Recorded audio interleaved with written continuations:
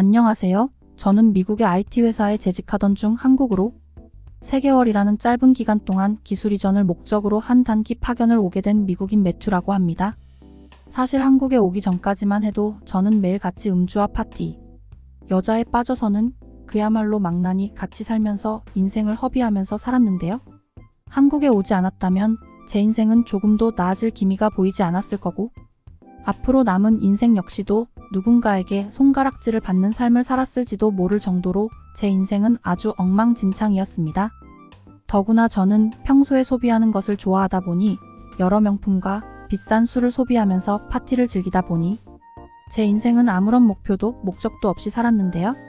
사실 처음부터 그랬던 건 아닙니다.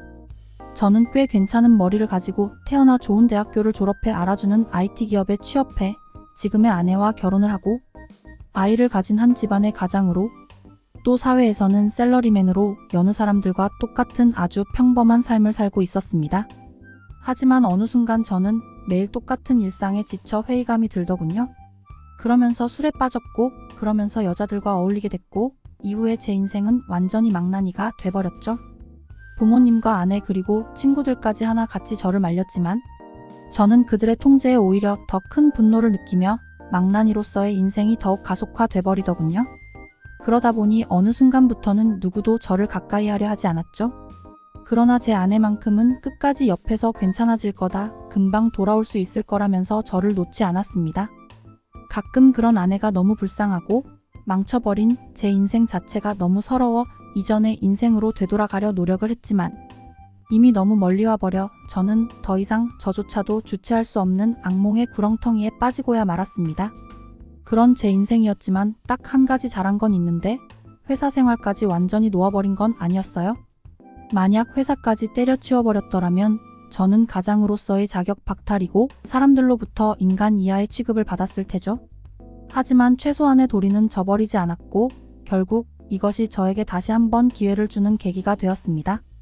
얼마 전 저희 회사는 한국에 있는 한 기업과 기술 협약을 맺었고, 그들에게 기술 이전을 목적으로 회사 사람 몇 명이 단체로 한국으로 짧게는 3개월 길면 6개월까지 단기 파견을 가게 되었습니다.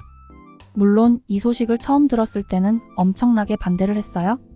한국이라는 나라 자체가 클럽에서 몇 번 들어본 적 있는 강남스타일이라는 노래 외에는 아무것도 아는 게 없었기 때문에 그런 외딴 곳에 가는 것은 너무 싫었습니다. 늘 통제받아야 하는 해외 파견이 저는 너무 싫어서 회사에 몇 번이고 철회해달라고 요청을 했지만 회사에서는 이미 선택을 내렸고 다른 인원들 또한 맡은 프로젝트와 다른 곳으로 파견이 결정되어 있었기 때문에 변화를 줄 수 없다고 번번이 퇴짜를 맞아야만 했죠. 그때 잠시나마 이 회사를 그만둘까 고민을 하기도 했지만 그것마저 해버리면 제 인생을 저 스스로 완전히 포기해버리는 행위이고 제 딸아이 제시카의 얼굴이 눈앞에 아른거려 차마 하지 못하겠더군요. 한 뼘 조금 되는 양심이 저에게 아직 남아있었던 것입니다. 아무튼 저는 마지못해 한국으로 올 수밖에 없었죠.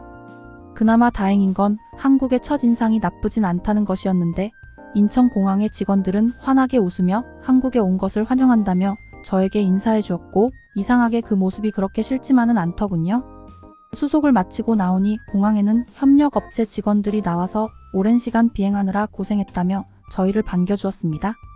그리고 준비해주신 버스를 타고 저와 팀원들이 앞으로 몇 달 동안 묵을 숙소로 이동했는데 그곳은 제가 생각했던 것보다 훨씬 대단한 아파트였는데 혼자 살기에는 너무 넓은 집이었고 저는 이런 환대의 기분이 풀리더군요.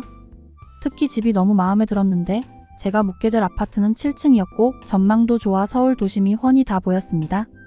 그 모습을 보면서 잠시 넋을 잃게 됐고 그동안 답답했던 가슴이 시원하게 뻥 뚫리는 것 같은 느낌을 받을 수 있었어요.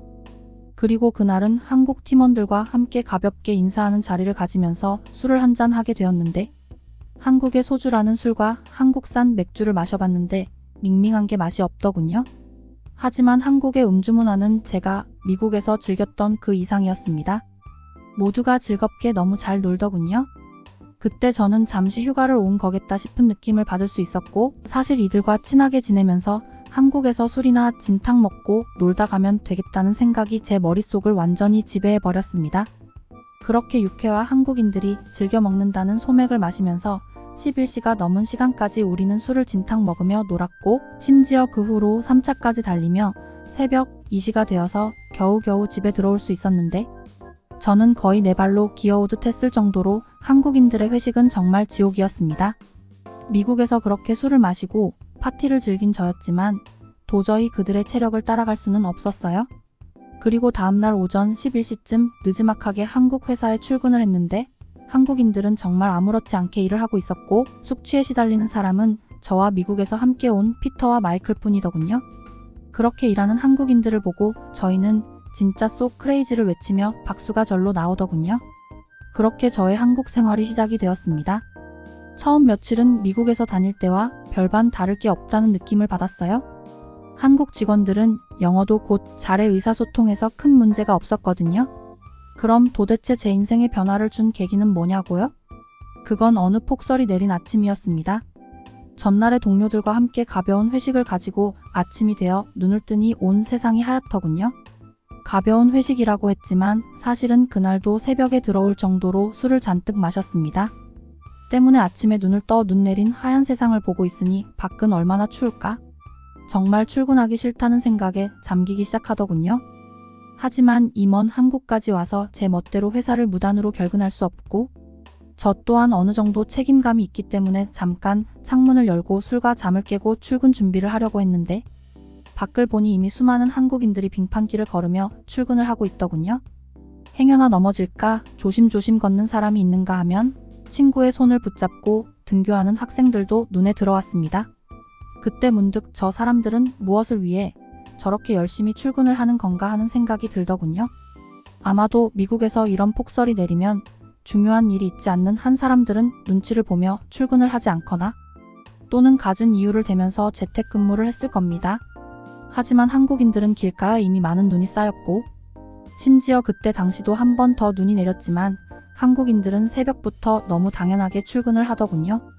잠시 저는 한국인들은 정말 융통성이라고는 눈꼽만큼도 없는 건가 하는 생각도 들었습니다. 그렇게 한국 사회를 맹비난하면서 저는 출근 준비를 하려던 그때 문자 메시지 한 통을 받게 되었는데 오늘 기상 악화로 인해 출근과 재택근무 중 개인이 선택하여 업무 대체할 것이라는 내용이 담겨져 있었습니다. 그래서 저는 동료들과 단체 채팅방에서 당연히 재택근무를 선택했다고 말했지만 일부 한국 동료들은 출근을 하겠다고 하는 겁니다. 저는 왜 목숨과 출근을 맞바꾸려 하냐고 내 목숨을 소중히 여기라며 동료에게 권했지만 동료는 회사에서 일하는 게 업무 효율이 훨씬 낫다.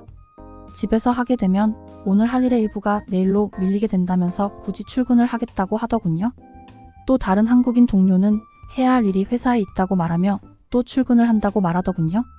이렇게 폭설이 내리는데도 불구하고 출근을 하다니 정말 어이가 없었는데 그것도 잠시 저는 잊고 있던 과거 한국과 관련한 SNS에 올라온 게시물 하나가 떠오르더군요. 90년대 한국의 모습이라면서 폭우가 내리는데도 불구하고 한국인들은 바지를 걷어붙이고 심지어 누구는 보트를 타고 출근하는 모습이었는데 그때 마침 그 사진이 떠오르더군요. 그 모습을 잠시 상상하다 다시 창밖을 내다보고 한국인들이 꽁꽁언 빙판길을 조심조심 걸어가는 한국인들을 보니까 한국이 불과 몇십 년 만에 어떻게 선진국이 대열에 합류할 수 있었던 건지 조금은 알 것만 같았습니다. 심지어 회사에서는 한 번 더 문자 메시지가 왔는데 기상 악화로 인해 재택근무 결정이라는 짧은 메시지였어요. 이 문자 내용을 보고 나니 한국인들은 기상 악화 속에서도 일을 미루지 않고 핑계일절 않고 출근하는 근면성실함을 보여줌과 동시에 어떻게 하면 더 효율적으로 업무를 할지 하루 종일 그것만 생각하는 것 같다는 생각이 들더군요. 그러면서 지난 일주일 동안 한국에서 봤던 한국인들이 불편해서 또 더 효율을 높이기 위해 만들어낸 것들이 생각이 나더군요. 지금처럼 추운 겨울에 대중교통을 기다리다가 너무 추우니까 한국인들은 온열 벤치를 만들었고 그것도 모자라서 찬바람을 막기 위해 간이 부스까지 만들었죠. 또 행여나 핸드폰 배터리가 부족할까봐 버스에는 USB 충전기와 와이파이까지 설치를 했죠. 또 이런 눈길을 예방하기 위해서 서울의 어느 곳에서는 도로 밑에 온도를 설치해버리는 미친 짓까지 했고 식당에서는 행여나 불편할까봐 테이블 벨까지 만들었습니다. 그리고 만든 것도 대단하다고 저 스스로는 그들 한 사람 한 사람에게 노벨상을 주고 싶지만 그보다 이런 시설들을 한국인들은 너무 깨끗하게 잘 보존하는 시민의식까지 뒷받침된다는 것이 굉장히 놀랍죠. 아마도 미국이었다면 버스 정류장, 온열벤치라든지 가니부스는 노숙자들의 성지가 되었을 거고, 누군가는 그런 꼴이 보기 싫어 아무도 못 앉게 하기 위해서 반으로 갈라버린다든가 가니부스를 완전히 박살낼 것입니다. 하지만 한국인들은 그것을 잘 지켜내기 위해서, 심지어 내가 이용하지 못함에도 불구하고 남을 배려에 아끼고 아껴 아주 오랫동안 잘 보존하죠. 그리고 제가 아까 한국인들은 융통성이 없다고 한 말 다시 생각해보니 취소해야 할 것 같은데요.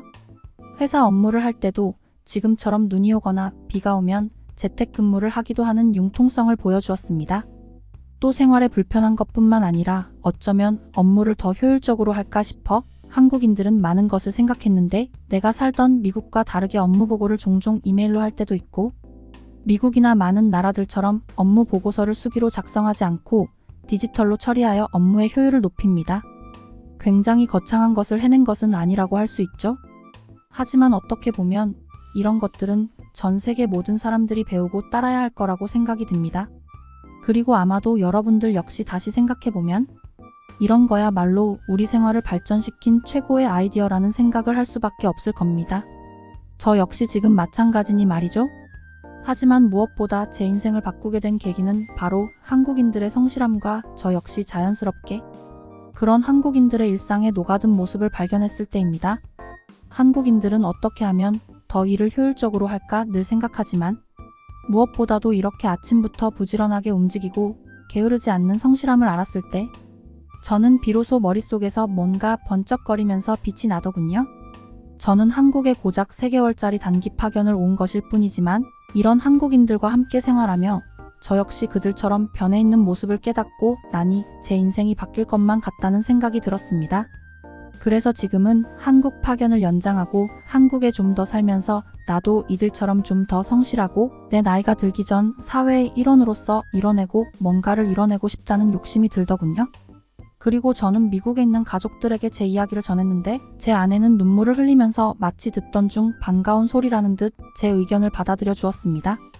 심지어 아내와 아이는 아예 한국에 눌러앉아 사는 게 어떻냐며 먼저 제안을 해주었고, 저는 며칠 동안 고민을 한 끝에 한국으로의 이민을 알아보고 있으며 동시에 제 아이가 다닐 국제학교까지 함께 알아보고 있는 중이랍니다.